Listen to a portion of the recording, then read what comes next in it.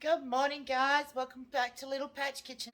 So I'm going to go through the process of how to pressure can those tomatoes that we've cooked down. So um, because my can is cold, I'm going to start off with my ingredients cold and into cold jars. And then I'll bring my pressure canner up to the heat while everything is in there. So when you're canning, whether it be water bath canning, using any type of canner, if your ingredients is cold, put it into cold jars and into cold water. If you've got hot ingredients, put them into hot jars and into hot water. This will stop the jars from cracking and causing any issues with the liquid all of a sudden siphoning out as well. So the other thing I want to quickly discuss with you is sterilization. With a pressure canner though, there is no need to sterilize your jars as long as they're clean and being washed in some hot soapy water like you would any of your other dishes. And as long as they're clean like that, no cracks, no little chips, anything like that, you don't need to sterilize them. It will do all its sterilization for you.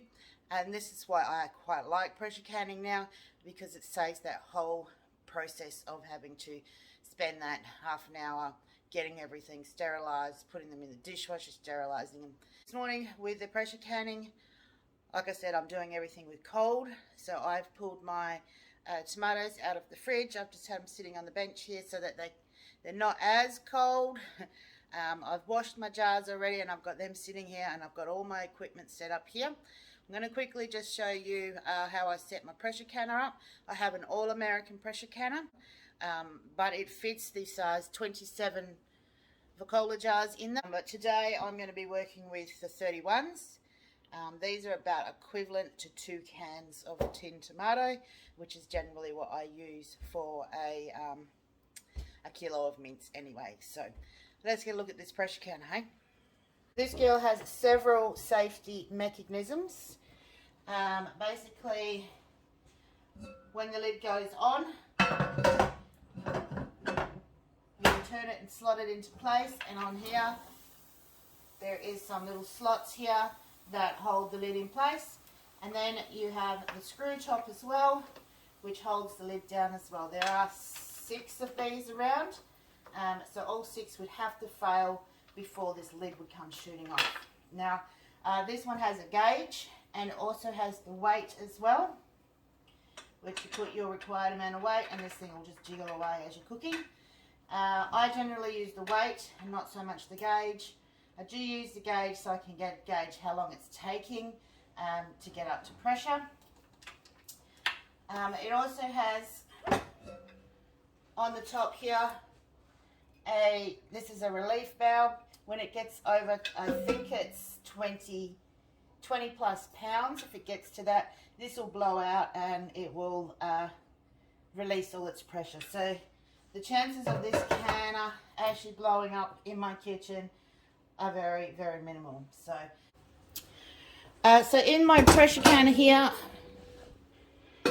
in the bottom here, I have my trivet, which is this thing, just keeps everything off the bottom. This comes with 2, this one. So if I was using lids that didn't have the clips on top, I could double stack. I have 5 litres of water in the bottom of this one. That's what this unit requires. You need to check your unit for what it requires. This specific model as well is also a gasket-free one. I don't have to replace gaskets. The gauge themselves, you're supposed to have them checked every year. I don't think there's anywhere here in Australia that I can get it done. Okay, I'm only going to do 3 of these in the pressure canner today, just because I have also wanted to do some size 20 jars as well. So I'm just going to do 3 of these in here so that I can show you guys how this works. Now, this specific pressure canner, because it doesn't have the seal, I need to put some oil around the top rim before I put the lid on.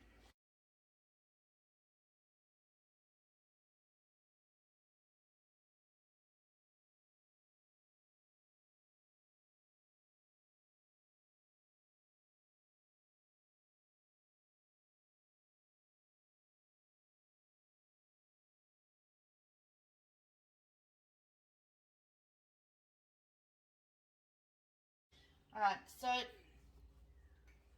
I have my 3 jars in here, and also I'm going to get this on.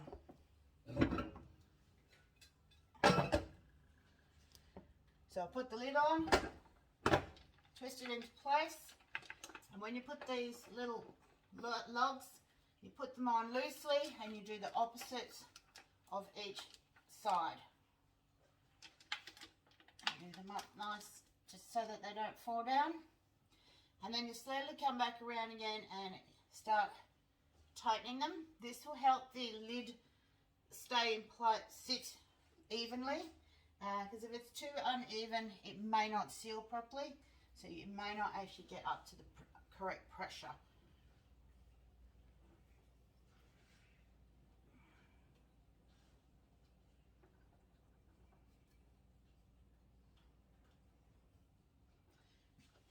Right, so that looks pretty good, all pretty even all the way around.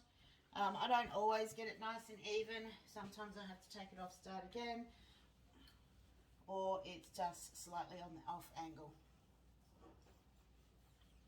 Just getting some of that oil off the side that I spilt.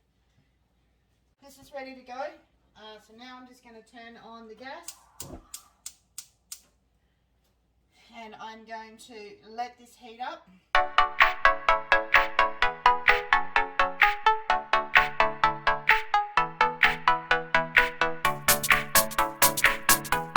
I'm going to discuss this with you very simply. Take your time with your pressure canner. If you bring it up to temperature too quickly, or you bring it down off temperature too quickly, you can cause siphoning, which is where the liquid and or content of your jars comes rushing out because of the change of pressure, or the sudden change of pressure, I should say. So I'm going to let this heat up. This will take probably 20 minutes to 30 minutes for it to heat up. And then once that's heated up, I will show you what the next step is before we actually get the canner up to pressure. So, but yeah, it's very, very important that you take your time. Don't rush your canner. It generally is a little bit of a longer process than it is if you are water bathing or if you're using one of the Vacola units, but it is definitely worth the process. So just take your time and do it nice and slowly.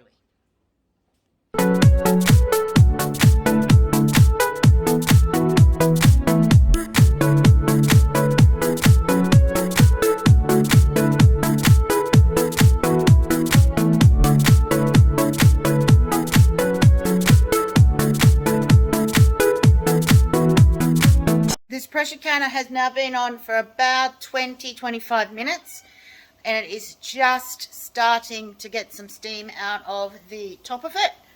I'm not sure if you'll be able to see it, but I'll give you a look at it and see if you can see. So this is the little vent pipe here, and there is just a small amount of steam coming out of it. I can feel it. It's warm to the touch. It's getting quite warm. It's not always easy to see. I can hear the unit as well.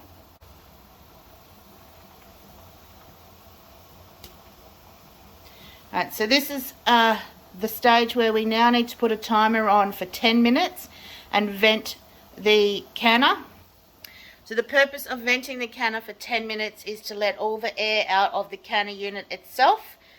So I'll put a timer on for 10 minutes, and after 10 minutes I'll then put my weight on top of it, and I'll show you how I'm going to do that, and then I'll let you know how long we're going to process these tomatoes for.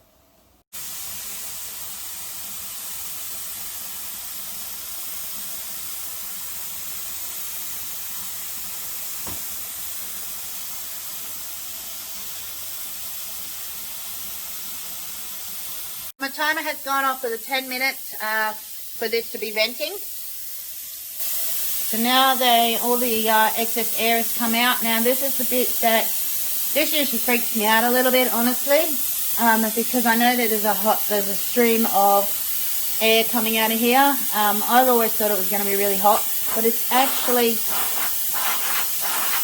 not that hot. You can actually put your hand over it. So I've got my little weighted gauge here, and I just need to find the 10 pounds one. That's the 15. So there's the 10 pounds.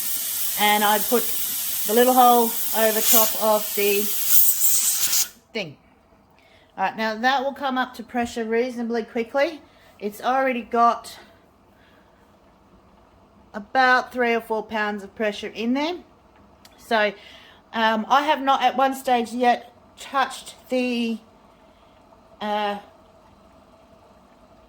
gas on it. I have not changed the flame on it. It is still where it is when I started it. So this will come up to pressure. When it gets up to this little thing rocking, I will then start adjusting and turning my gas down.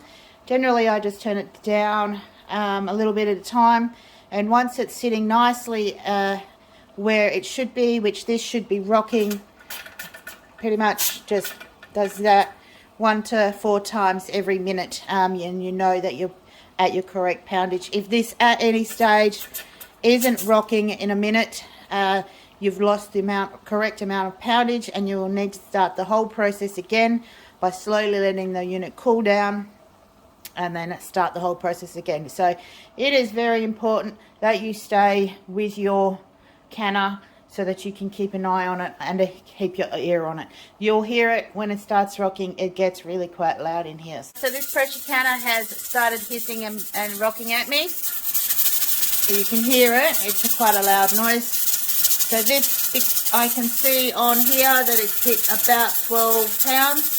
So I need to drop my pressure just a tiny bit at a time to try and get this rocker.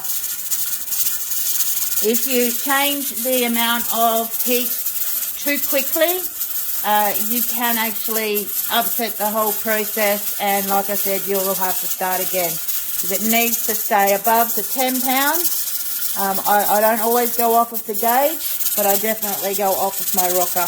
But the gauge gives me a bit of a guideline to where I'm sitting at. So I'll let that sit there for a minute and see how much lower it's going to drop.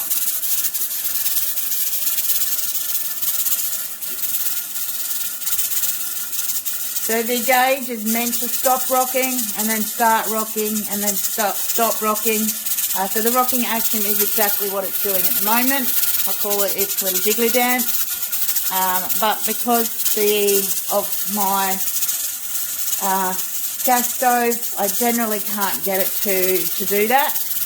Now it is perfectly fine for it to be over pressure when you're doing this, but it is not fine for it to drop under pressure.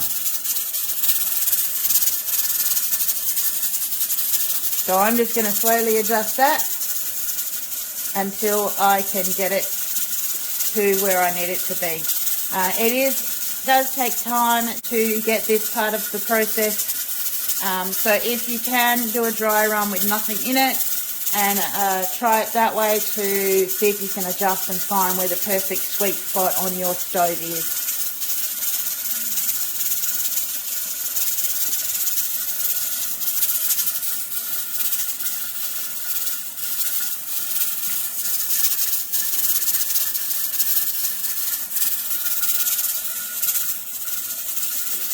At this point, if it does drop below the pressure while you're adjusting it, that's okay. Just turn it back up a little bit because you don't start your timer until you've got your pressure at the exact place you need.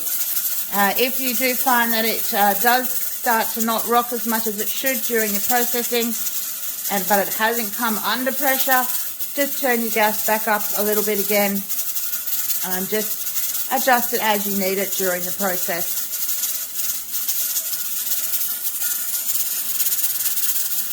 Now my gas stove is right down to the lowest setting I can get it on. So it is going to sit at around about 11 and a half pounds. So I'm going to leave it at that. I'm happy. I know that it's not going to drop underneath that. So guys, if you can't get your canner come down to 10 pounds and it sits slightly above, that is perfectly fine. Let it go. Alright, so now I'm going to start a timer. The amount of time for my altitude and poundage here for my tomatoes is, I am checking my book to make sure. For crushed tomatoes for 10 pounds at 0 to 1,000 feet is 15 minutes. So I'm going to put a timer on for 15 minutes and I'm going to let that boy do its job. For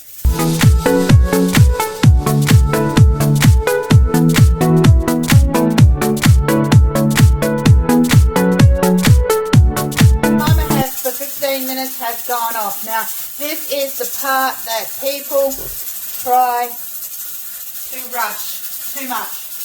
All you're doing now, turn off the gas and don't touch it.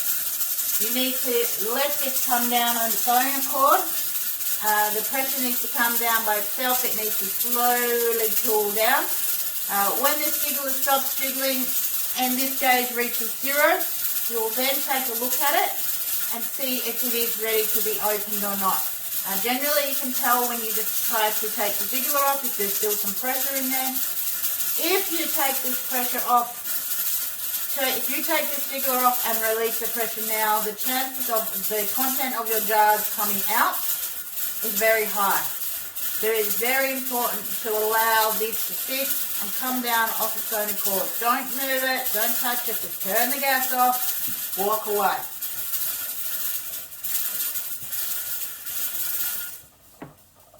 So you can see it, hear it now, the pressure's coming down, it's starting to, this is the way it's supposed to jiggle.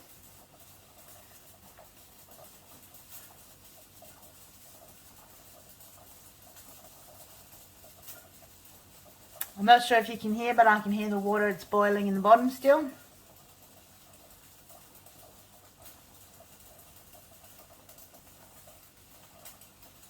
But it's very, very important that you let the canner come down off pressure all by itself. Do not try to assist it or hurry it up. This can take 20 minutes to half an hour. It's 11:30 now, so I'll time that a bit as well. So all in all, up until now, it's been about 1 hour and 10 minutes from the start of the process of the canner being turned on.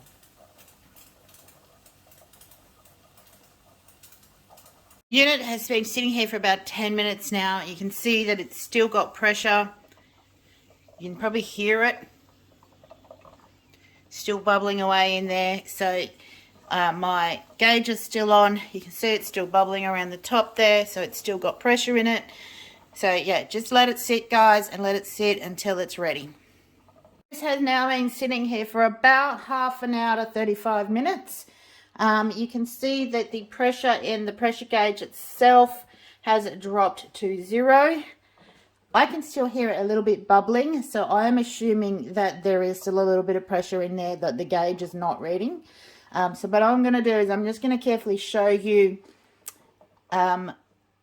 if it starts to hiss when I lift up the gauge, it means it is not down from pressure yet. If it doesn't, that means it's okay to take it off. Yep, now that's quite hot, so I'm just going to grab a cloth. So yeah, so just be careful, the gauge is quite hot. Alright, so you can hear, hopefully you can hear. There is still a little bit of hissing going on in there. So I'm going to leave that for a few more minutes and then I'll come back and I'll take it off. This has been sitting here about 40 minutes now.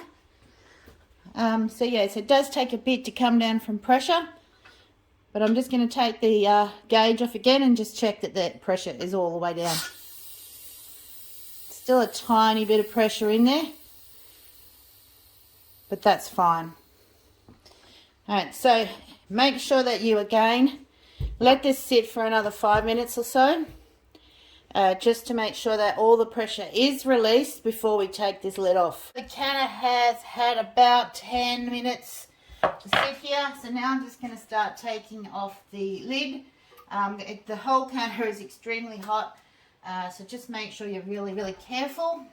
Still don't move it at this stage, and undo your lugs again crosswise, loosen them off to start with.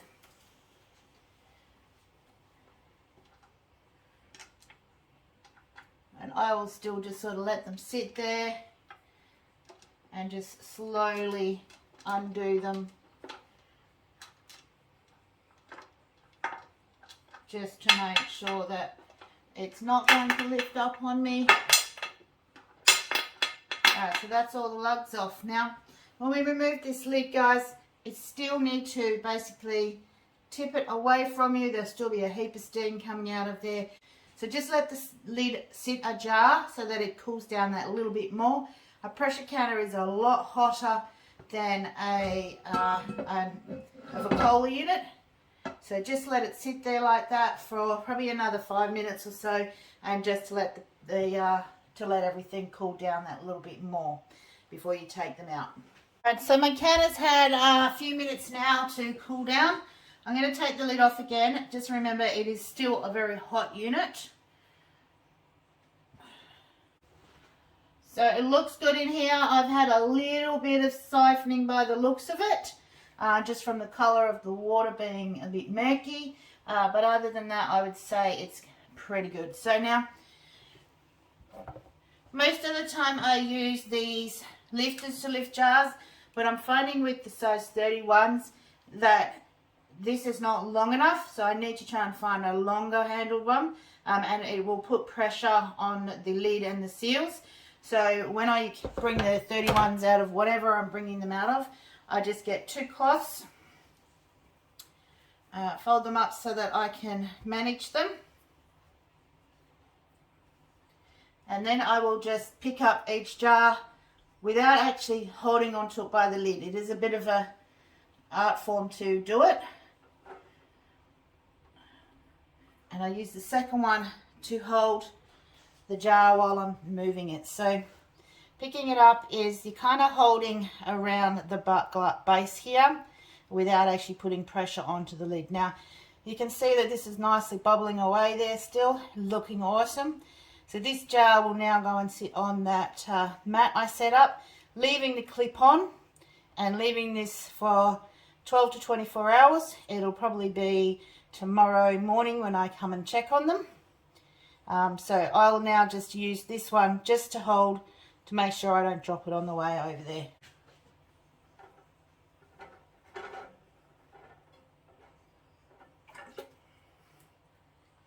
Just looks awesome. There's little air bubbles in holes in here. Don't stress about them. That's just where the vegetable, or in this case tomato, has moved. It may close up, it may not. But you can see all the air is still bubbling out, so there's no need to worry about that kind of thing. So you can see the colour of my water is a little bit off, which means either there was tomato on the outside of the jar or I've had a small amount of siphoning into the water when you're not fogged up. But that's perfectly fine. That is just a normal thing that happens. That is a very little amount of siphoning that I've had happen there, so that's really good. So now once you've put these jars in the place that you want to put them, leave the clips on them. Once you've put them down, don't move them again, leave them there to cool completely, which will take 12 to 24 hours. So tomorrow morning I'll come and have a look, give them a feel and see if they're completely cool. If they are, then I'll take the clips off, lift the jar up by the lid and see if the lid stays on the jar. So I have them sitting here on my little mat. Animals can't get to them. The kids won't touch them because they're not in their way at all. There's no direct breeze running through them as long as the door's closed. But the kids don't generally come in and out that often. So, but yeah, so you can see these are still nicely bubbling away there. They will take their time to cool down.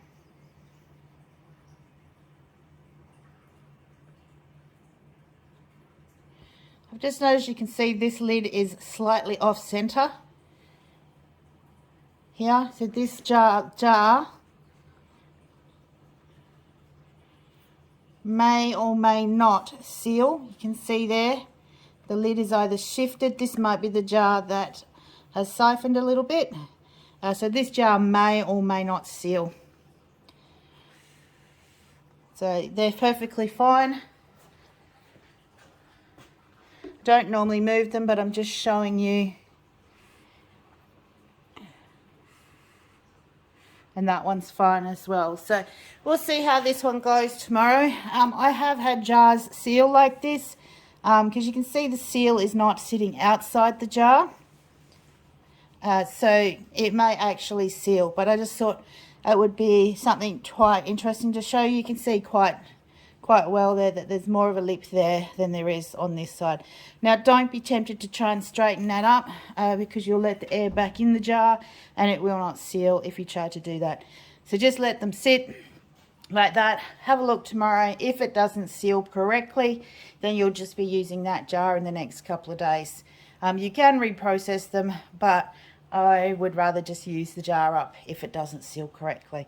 If it does seal, I will probably just be putting this at the front row and making sure that I do use that in the next couple of weeks in case the seal does fail. So this is the very last step for your tomatoes on day 3 here, is to check the seals. So remember, these were the 2 jars that we water bathed, and these were the 3 cans that we pressure canned. And this one here, I noticed that the lid wasn't quite on properly. So we're just going to make sure we check this one well. So I found the best way with the Vacola lids to not disturb the lids is just to slide them off sideways. So just slide them off sideways. And then we're just going to grab the lid and just pick the jar up.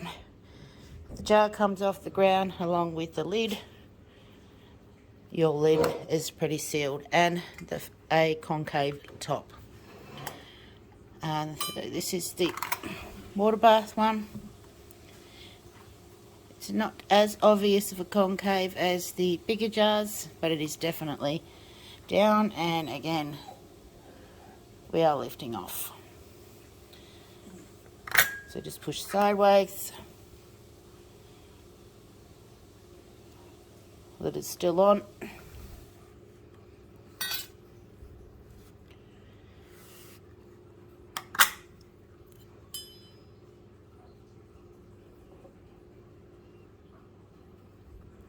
You'll notice the difference in the tomatoes between the water bath and the pressure canning.